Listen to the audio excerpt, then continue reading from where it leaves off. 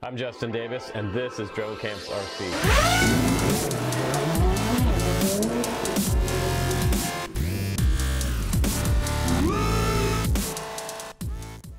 Hey guys, welcome back to the Drone Camps channel. Today we're going to do a review of the new Dragon DT160. It is a 160mm frame, and it does look a little bit stretched from front to back, but from motor to motor we have 160mm. A little bit bigger than the little brother. This is the Space Wolf, and this one is called the DT140. It has replaceable arms on the bottom of this one, whereas this frame is a little different. They look strikingly similar as far as the components go. Same prop size, same motors on here, but this frame is actually a unibody on the bottom. As you can see there, no replaceable arms, but this frame looks to be about 4mm on the bottom, so this is a pretty beastie, nice looking 3-inch. Now it does look a lot nicer than the Space Wolf, and you know, the Space Wolf is okay, but I wasn't really huge on the hardware, but I do like that there's a lot of space in here for the Space Wolf. Now this one seems to be more of a lowrider design because it does have little shorter standoffs. It looks like the hardware is a little nicer, and they included some type of action cam mount on the top of this one, which I like. And there's slots through the camera mount, so you can bring your battery strap up and around your camera. But they do have the Frsky receiver antennas coming up here, and these were already heat shrinked and ready to go there. So all I had to do was really bind up my receiver, set it up in Betaflight. It had Betaflight 3.2 on here and Betaflight OSD, so I can go and make my own name on there, my pilot name, and I can add whatever information on the OSD that I want, including RSSI. So pretty cool that that is already all set up. But they both do have DT1408 motors. The only difference between these two models, it looks like, is the frame itself, the hardware, and the DT1408 3600 kVs. They're exactly the same except for the very top of the motor. This one is blue on the top, and this one is silver on the top. So same motor. It looks like they use almost the same exact hardware, but we're also running an Omnibus F4 on this one, and that's nice. That's one of my favorite flight controllers. It does fly without a whole lot of vibration in it already, so that's pretty good. I'm happy about that. And also just underneath the flight controller, what you see in the very middle, down one is going to be your 4-in-1 ESC, and that's a 20x20 4-in-1 ESC running 28 amps. So you can run that one 3 to 4S no problem on this quad. And those ESCs do support D-Shot, so that's pretty awesome, and I had no problem setting it up and getting the arm switch working. I didn't have to calibrate the ESCs, which is really, really nice. And I'm just double checking the arms on this bad boy, and they do have 4mm arms on the DT160. So the Dragon 160 does have that unibody on there, and it's 4mm, which is super great. Now let's check out the Space Wolf and see how thick those arms. I believe those arms were actually 3mm. So the arms on the Space Wolf look to be about 3.5mm, so about a 0.5 millimeter difference between the arms on both of these quads. Not a huge difference. But the Dragon DT160 does look a little bit nicer in person. If you're looking at both of these quads side by side, I can say that the quality on this one looks a lot better than the quality on the Space Wolf. Let's go ahead and weigh both of these. Naturally, this one's probably going to weigh a little bit more. So right now the scale is zeroed out. I'm just going to put that on there for you for a dry weight. And for this 3-inch, we have 156.7 with the props on. Now to be fair, I put some props on the Space Wolf, and I'm just going to go ahead and weigh that one for you.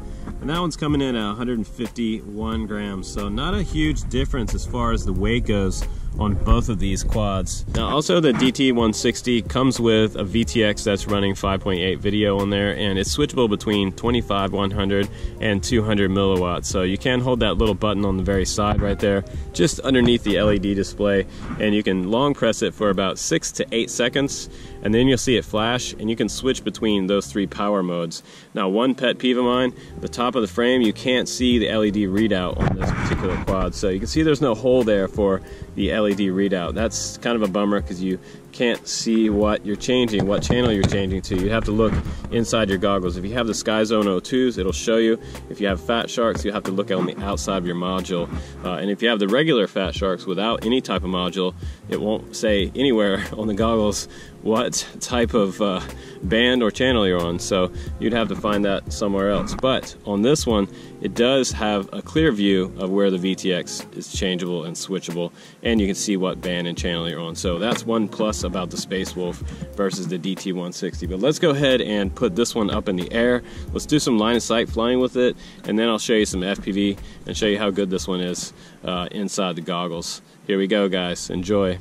All right, let's go ahead and arm the Dragon and get it off the ground.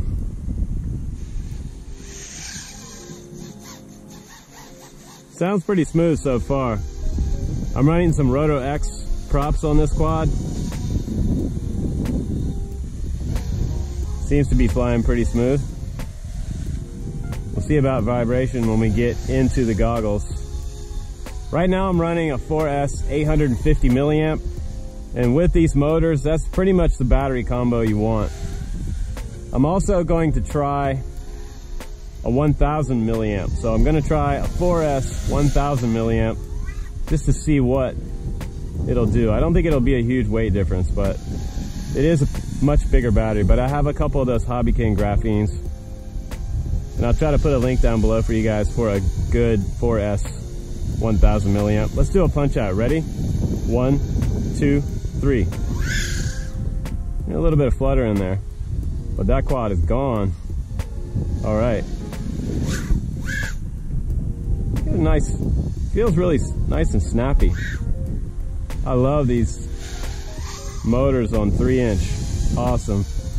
1406 to 1408 is a good size. Nice. I'm gonna try not to plunk it in the ground. So pretty out today. Hopefully you guys have better weather where you're at for flying than what we've had in the last few months. It's so nice to get out of winter time and into our season. Like, spring just makes me totally nuts. I go outside and pretty much fly every day if I can. If it's not raining, I'm flying. You guys know because you come to the channel all the time. So this is looking pretty good. Really nice. Feels like it does have some vibes on the top end. So I don't know how much factory tuning they did, but I'm gonna fly it right like it came out of the box for you guys, so you know what you get when you buy this one.